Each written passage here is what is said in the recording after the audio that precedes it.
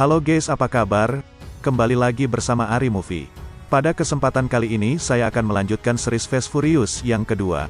Bagi teman-teman yang belum nonton film pertamanya, disarankan untuk menontonnya terlebih dahulu. Linknya ada di deskripsi video. Baiklah, tanpa banyak spoiler di awal, langsung saja ke alur ceritanya. Di awal film kita diperlihatkan dengan sekumpulan beban orang tua yang hendak bersiap melakukan balap liar. Dia adalah Tej, yang merupakan pemimpin atau penyelenggara di balapan itu.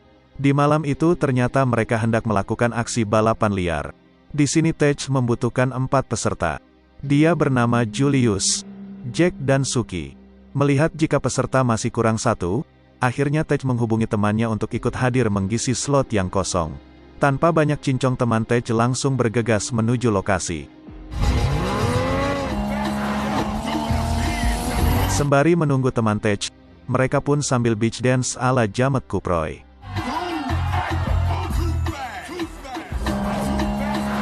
Setelah cukup lama menunggu, akhirnya teman Tej telah tiba di lokasi. Dan faktanya ternyata dia adalah Kanner. Setelah aksinya di film pertama yang membebaskan Dom, ternyata Kanner memutuskan untuk keluar dari anggota kepolisian dan mencari nafkah dari balap jalanan. Karena sangat butuh uang, di sana Kanner meminta Jet dan pembalap lainnya untuk menaikkan jumlah taruhan.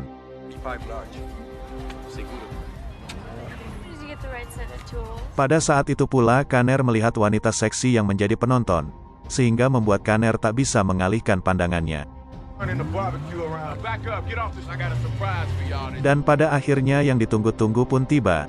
Kanner bersama pembalap lain langsung memacu gas mobil mereka untuk memenangkan pertandingan.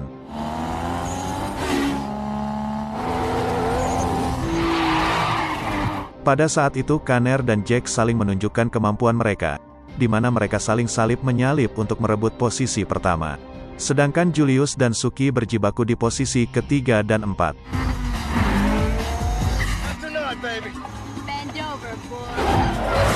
Pada saat itu ternyata Jack berhasil menduduki posisi pertama, namun secara mengejutkan Tej mengaktifkan rintangan jembatan.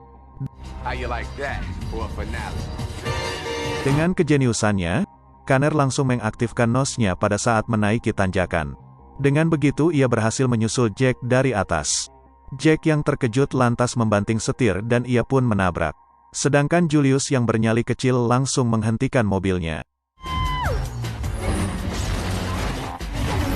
Hingga akhirnya Kanner lah yang berhasil menjadi juara, disusul Suki yang di posisi kedua.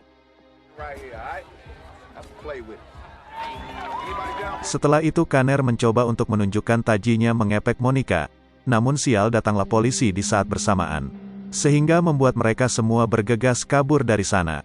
Terlihat di sana jika para polisi hanya memburu Kanner seorang, di mana mereka terus mengejar dan menembaki mobil Kanner menggunakan senjata pengendali kemudi. Akibatnya membuat mobil Kanner mati, dan ia pun tertangkap.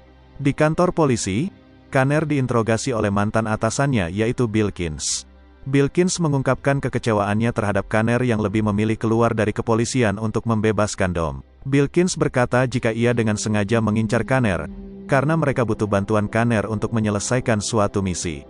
Dan apabila misinya berhasil, maka semua catatan kriminal Kanner akan ia hapuskan. Bilkins menyuruh Kanner untuk menyusup dan menjadi mata-mata di kelompok kartel Veron. Veron adalah bos kartel narkoboy kelas kakap. Bilkins juga berkata jika di sana sudah ada agen polisi wanita yang menyamar sudah sejak lama. Terungkap Veron sedang membutuhkan driver barbar untuk membawa miliaran uang hasil penjualan narkoboynya. Maka dari itu Bilkins sangat membutuhkan jasa Kanner kembali. Kanner pun setuju, dan ia akan didampingi oleh polisi cupu bernama Joko. Namun sebelum itu Kanner menanyakan tentang mesin dan mobil kepada Joko. Karena Joko tak mengerti hal itu, lantas ia menjawab dengan nama-nama organ tunggal dan jenis goyangan hot ala Jamet Kuproy. Akibatnya membuat Kanner menolak Joko untuk menjadi rekannya. Kanner pun meminta kepada Bilkins untuk memilih sendiri calon rekannya. Keesokan harinya Kanner pun mengajak Bilkins ke kota Barstow, di mana di sana terdapat ajang adu tubruk mobil. Dia adalah Roman, orang yang akan Kanner pilih menjadi rekannya di misi rahasia itu. Dan faktanya ternyata dia juga adalah teman masa kecilnya Kanner. Ternyata saat ini Roman masih menjadi tahanan rumah, akibat mencuri mobil berapa tahun yang lalu. Setelah pertandingan itu usai, Kanner langsung menghampiri dan menyapa Roman. Roman yang melihat Kanner lantas menunjukkan muka tak senang. Tanpa babi bu, Roman langsung membogem Kanner hingga terjadilah baku hantam. Dan terungkaplah fakta mengapa Roman sangat marah kepada Kanner. Roman mengira jika gara-gara Kanner lah yang membuatnya tertangkap dan dipenjara selama 3 tahun. Setelah emosi Roman mereda, Kanner langsung menawarkan kesepakatan kepada Roman.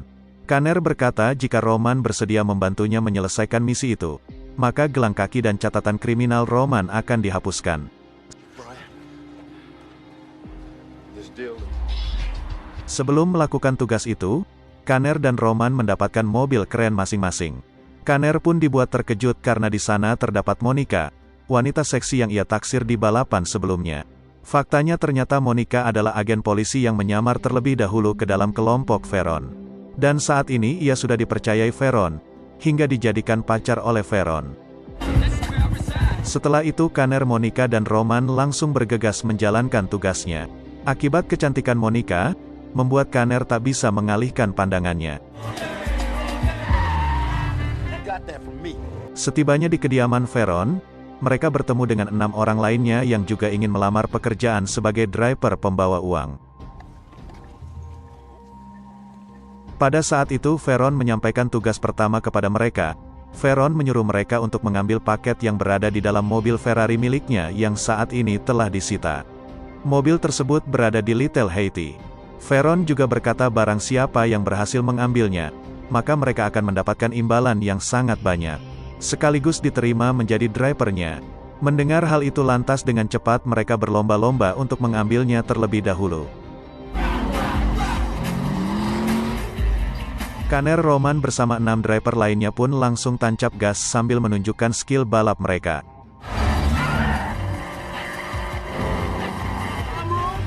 Alat pelacak yang telah ditempel oleh polisi pun mendeteksi jika Kanner dan Roman menjauhi kota.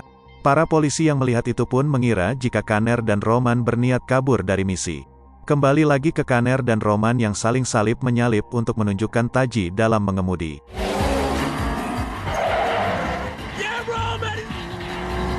Sedangkan ke-6 driver yang skillnya masih di bawah rata-rata, malah satu persatu gagal dan tewas akibat kecelakaan.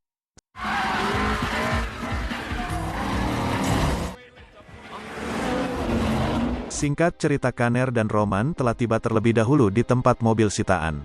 Setelah berhasil menemukan mobil Veron, mereka langsung mengambil paket yang dimaksud oleh Veron sebelumnya. Pada saat hendak pergi, para driver yang selamat pun datang. Disusul dengan para polisi magang yang tak mengetahui misi mereka. Agar terlihat meyakinkan, Roman langsung menembaki mobil polisi dan bergegas kembali ke kediaman Veron. Veron yang mendapatkan kabar jika Kanner dan Roman yang berhasil mengambil paket itu, langsung menyelidiki identitas mereka. Dengan tujuan untuk mengetahui jika mereka berdua bukan agen polisi yang menyamar. Setibanya mereka di sana, Veron langsung mengambil paketnya dan mengajak mereka untuk makan bersama. Kanner dan Roman pun dibuat terkejut karena paket yang mereka ambil sebelumnya hanyalah sebuah cerutu. Veron pun berkata jika itu hanyalah sebuah tes untuk mereka. Dan Veron mengatakan jika misi sebenarnya adalah di pantai utara untuk mengambil sebuah barang yang sangat berharga di sana. Dan apabila misi itu berhasil, maka mereka akan mendapatkan imbalan sebesar $100.000. Mendengar imbalan sebesar itu, lantas membuat jiwa rakus Roman bergejolak. Ia meminta imbalannya dinaikkan 2 kali lipat kepada Veron. Mendengar hal itu lantas Veron menolak, dan mengajak mereka untuk hadir di sebuah pestanya nanti malam. Setelah itu Kanner mengajak Roman untuk bersantuy di bengkel milik Tej, sembari mencuci mata melihat ciwik-ciwik cantik nan seksoi. Kanner pun menyuruh pegawai Tej untuk mengecek mesin mobil sekaligus melepaskan GPS yang dipasangi oleh polisi. Pada saat itu pula, akhirnya Kanner menyadari jika mereka sedang diintai oleh 2 anak buah Veron. Melihat itu lantas dengan cepat Roman mengerjai mereka berdua, dengan cara menyemprotkan bensin lalu membakarnya. Melihat kelengahan itu lantas dengan cepat Kanner dan Roman bergegas kabur untuk memberikan informasi kepada agen polisi. Setibanya di markas, terlihat salah satu agen polisi nampak sangat marah kepada Roman yang hampir menembak ia di Little Haiti sebelumnya. Di sana Kanner memberikan informasi yang mereka dapatkan kepada agen Bilkins. Setelah selesai memberikan informasi, mereka pun pergi. Di sana Kanner mengungkapkan kecurigaannya terhadap agen Markham yang seolah dengan sengaja ingin membongkar penyamaran mereka kepada Veron. Untuk menghindari hal yang tak diinginkan, akhirnya Kanner memiliki satu rencana untuk lepas dari jeratan polisi pengkhianat dan Veron. Kanner akan meminta bantuan dari Tej untuk mengadakan balapan dengan dua orang yang gagal sewaktu seleksi driver sebelumnya. Kanner berkata kepada Roman jika mereka butuh dua mobil lain agar mereka tak memakai mobil inventaris yang dipasangi GPS oleh polisi ini. Singkat cerita malam pun tiba, berkat Tej yang mengatur semuanya. Akhirnya dua lawan Kanner tiba, di sana mereka sepakat untuk taruhan mobil di malam itu. Namun sebelum balapan, Roman nampak tak yakin jika mereka akan menang. Mengingat jika mesin mobil lawan mereka lebih canggih dan edan. Kanner pun meyakinkan Roman jika mereka pasti akan menang, karena ia telah memiliki satu rencana jitu untuk memenangkan balapan ini. Dan balapan pun dimulai, di mana Roman menghadapi si Gondrong. Dari awal Roman sudah dibuat kaget, karena mesin si Gondrong melaju sangat cepat. Tidak itu saja, Gondrong juga berbuat curang, di mana ia dengan sengaja menabrak papan baliho hingga membuat Roman kehilangan kendali. Dan tibalah giliran Kanner yang akan melanjutkan balapan. Karena Roman sebelumnya tertinggal jauh, lantas Kanner pun juga kalah start dari lawannya. Melihat itu lantas Kanner menggunakan strategi nekatnya, di mana ia dengan sengaja menantang sang lawan untuk adu banteng. Karena nyali sang lawan sangatlah kecil, dengan cepat ia membanting setir hingga membuat mobilnya mengalami penurunan speed. Alhasil Kanner pun memiliki kesempatan untuk menyusul beliau. Dengan cepat ia mengaktifkan NOS, dan ia pun berhasil memenangkan balapan lalu mengambil mobil mereka berdua.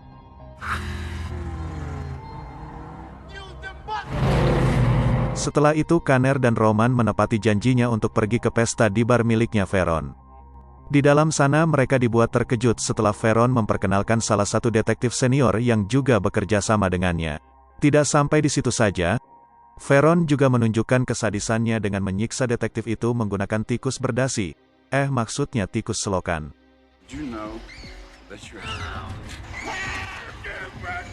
Melihat semua itu lantas membuat Kanner dan Roman ketar-ketir. Mereka curiga dan takut jika saja ada salah satu agen lainnya yang bekerja kepada Veron. Secara otomatis mereka pasti akan tamat. Kecurigaannya itu pun diperkuat dengan agen Monica yang sangat pasrah diapakan saja oleh Veron. Setelah itu Kanner dan Roman pun pergi ke bengkelnya Tej untuk menginap di kapal miliknya.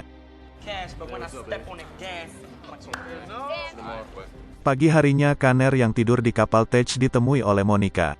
Monica mengatakan jika Veron akan membunuh mereka berdua setelah Kanner dan Roman berhasil menjalankan misi itu. Dua anak buah Veron pun curiga dan hendak menggeledah kapal Kanner dan Roman. Dengan cepat Roman langsung mengalihkan perhatian mereka berdua. Dengan cepat Monica bergegas kabur sebelum kepergok oleh mereka.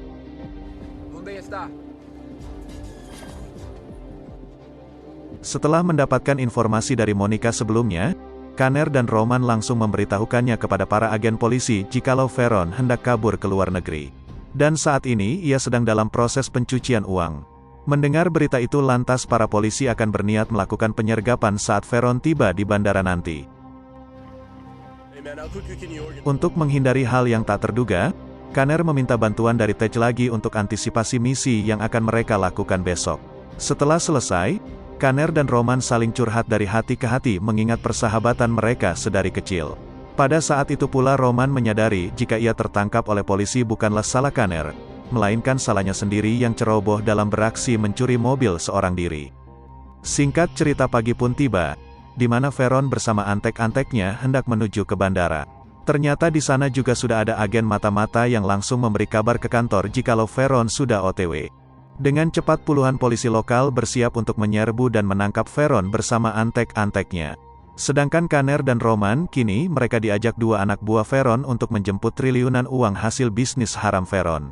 Uang tersebut ternyata disembunyikan di balik dinding rumah. Berdasarkan arahan dari mata-mata, puluhan polisi lokal langsung bergerak menuju lokasi Kaner dan Roman untuk mengamankan uang tersebut. Ternyata di sini para polisi lokal tak mengetahui jika Kaner dan Roman ada di pihak mereka. Dengan cepat Kaner dan Roman kabur dari lokasi, dan kejar-kejaran pun terjadi. Dengan kelincahannya, Kaner dan Roman berhasil menghindari tembakan dari polisi yang berada di helikopter. Namun banyaknya tembakan yang dilesatkan, akhirnya salah satu mengenai mobil Kaner. Dengan skillnya Kaner mencoba membuang alat pengendali kemudi itu dengan kaki sambil menginjak gas.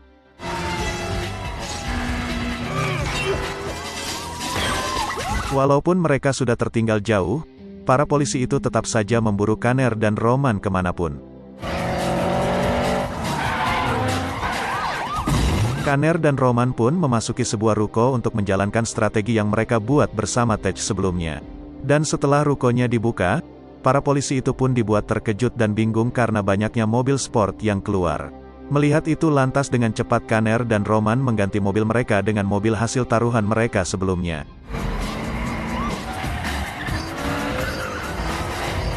Para polisi lokal yang melihat mobil inventaris Kaner dan Roman pun mengira jika mereka adalah Kaner dan Roman. Namun setelah mereka terkepung dan tertangkap, ternyata dia adalah Tej dan Suki yang dengan sengaja memakai mobil itu untuk mengelabuhi para polisi. Dengan begitu Kaner dan Roman bebas dari kejaran para polisi. Sedangkan para agen yang hendak menyergap Veron di bandara dibuat kaget karena Veron tak ada di sana. Kembali lagi ke Roman yang langsung melontarkan anak buah Veron sesuai rencananya dengan Kaner. Dan pada saat Kaner hendak melontarkan salah satunya lagi, ia mengurungkan niatnya itu setelah beliau mengatakan jika rencana pertemuan di bandara dibatalkan. Dan dipindahkan ke salah satu dermaga kapal yang dirahasiakan. Untuk mengetahui lokasinya akhirnya Kaner mengikuti arahannya saja. Setibanya di lokasi, ternyata Veron sudah mengetahui jika Monica adalah agen polisi yang menyamar. Veron pun bergegas membawa Monica, dan ia menyuruh anak buahnya untuk mengeksekusi Kaner. Namun sebelum itu terjadi, datanglah Roman yang langsung menyelamatkan Kaner dari kematian. Setelah cukup lama baku hantam, akhirnya Kaner dan Roman berhasil mengalahkan anak buah Veron itu. Melihat Monica dalam bahaya, lantas dengan barbar Kaner memacu mobilnya dengan kecepatan penuh. Setelah posisinya dirasa pas, dengan nekat Kaner mengarahkan mobilnya terbang ke kapalnya Veron. Melihat itu lantas Veron berniat menembak Kaner dan Roman, namun dengan sigap Kaner mendahuluinya. Hingga akhirnya misi pun selesai, di mana Kaner dan Roman memberikan triliunan uang tersebut kepada polisi sebagai bukti kejahatan Veron. Bilkins pun senang dan mengatakan jika catatan kriminal mereka berdua telah bersih. Sebelum pergi dari sana, Roman mengajak Kaner untuk membuka usaha pecel lele bersama-sama. Kaner pun bingung karena mereka berdua tak memiliki uang sepeser pun. Dengan tidak terduga ternyata Roman telah menyelipkan beberapa gepok uang yang ia curi dari barang bukti polisi, dan film pun selesai. Oke guys, itulah alur cerita film Fast Furious series kedua. Seperti biasa jika kalian suka video ini jangan lupa untuk klik like dan subscribe channel ini. Sekian dan terima kasih, salam pempek telok.